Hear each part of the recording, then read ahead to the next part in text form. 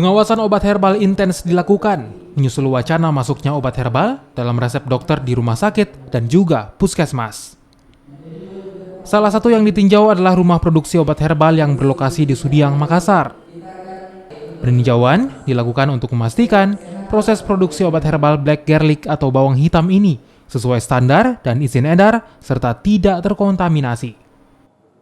Ini memang sudah menjadi program prioritas nasional di bidang kesehatan, bagaimana penggunaan obat tradisional itu lebih disosialisasikan ke masyarakat di samping penggunaan obat-obat kimia yang sudah ada. Jadi tentu kami itu bahkan sudah ada fermentasi regulasi yang mengatur secara nasional, tetapi mungkin memang kami di Provinsi Sulawesi Selatan belum ada penjabaran. Herbalis juga menyambut baik rencana Dinas Kesehatan untuk memasukkan obat herbal selain obat kimia yang tersedia di rumah sakit dan puskesmas.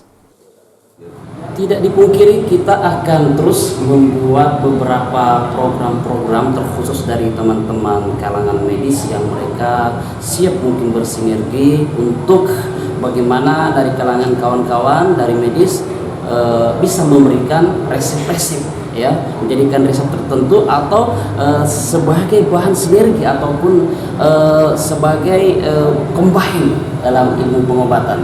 Pengawasan obat herbal di Sulawesi Selatan diperketat menyusul banyaknya temuan obat-obatan ilegal oleh BPOM.